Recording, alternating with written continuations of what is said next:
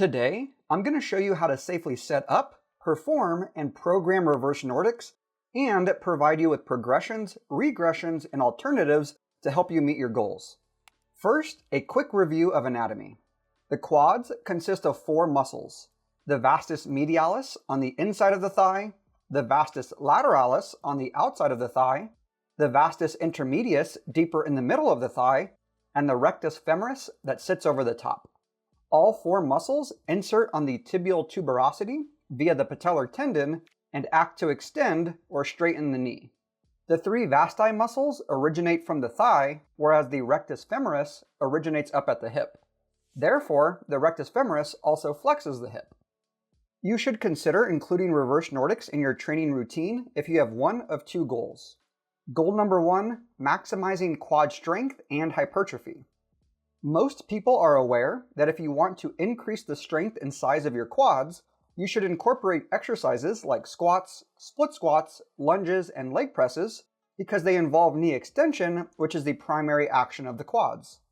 However, research by Emma et al. In 2016, Vygotsky and Bryanton in 2016, and Kubo et al. In 2019 demonstrates that the rectus femoris provides little contribution to compound movements that require simultaneous knee and hip extension because it is different than the 3 vasti muscles in that it originates from the hip and is a hip flexor.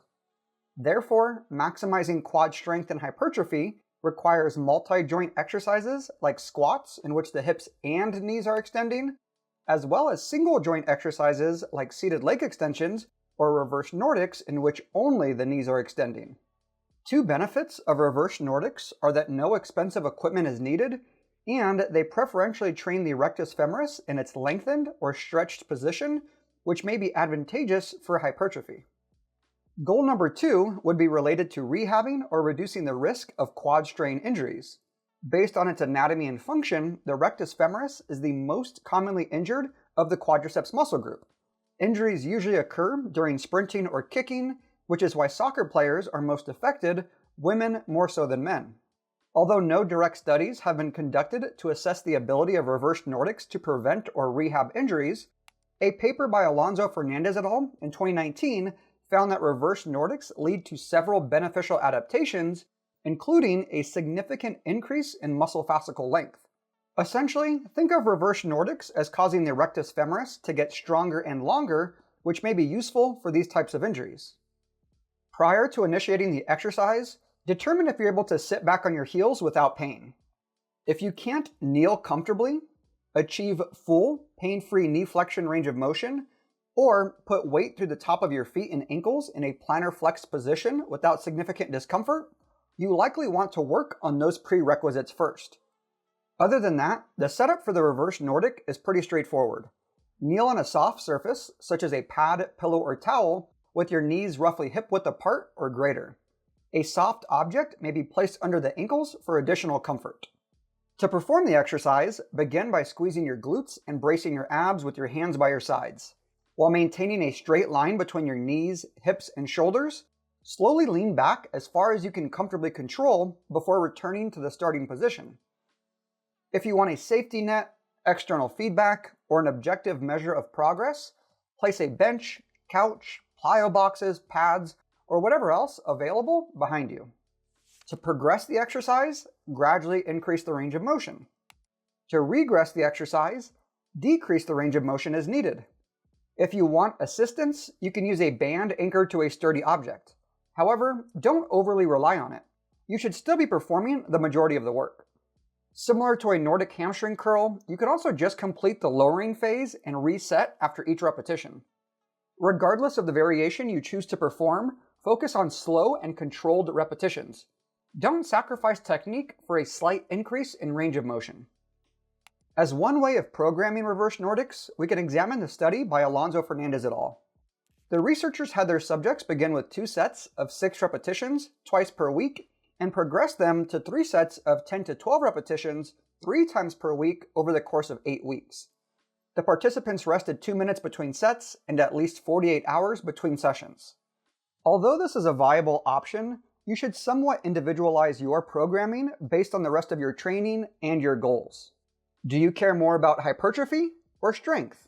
For example, if your main goal is to build muscle, you might end up performing 3 to 4 sets of 6 to 15 repetitions 1 to 2 times per week. However, if you only care about being able to eventually touch your back to the floor, you might perform 3 to 5 sets of 3 to 5 repetitions 2 to 3 times per week. Once again though, this must be considered in the context of the rest of your training routine. As stated at the beginning of the video, a combination of compound and isolation exercises is best for training the quads. An example for a well-trained lifter might look like this on Monday and this on Thursday. A less trained individual may only perform half of the total exercises or sets for the week. This is just one random example, but there are an infinite number of possibilities. And make sure to ease into performing reverse Nordics. The volume and intensity don't need to be crazy the first few sessions or weeks. Are reverse Nordics dangerous?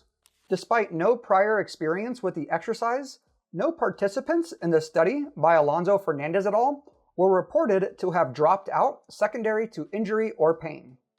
I've also personally had great outcomes prescribing reverse Nordics to patients recovering from injuries and programming them for clients as part of their normal training routine.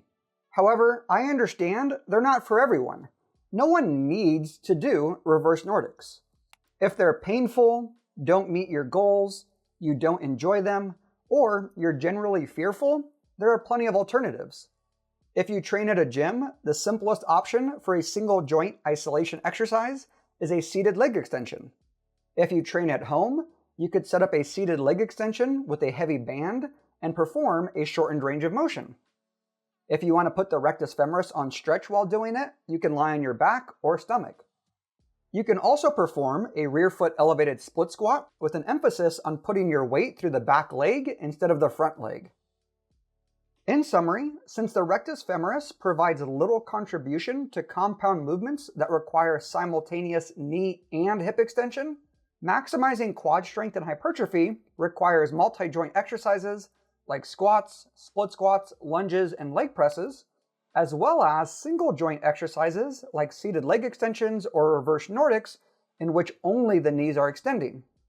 Reverse Nordics can also be implemented with the intention of rehabbing or reducing the risk of quad strain injuries based on research by Alonso Fernandez et al. In 2019. Prior to initiating the exercise, make sure you're able to kneel and sit back on your heels without pain. To perform the movement, begin by squeezing your glutes and bracing your abs with your hands by your sides. While maintaining a straight line between your knees, hips, and shoulders, slowly lean back as far as you can comfortably control before returning to the starting position.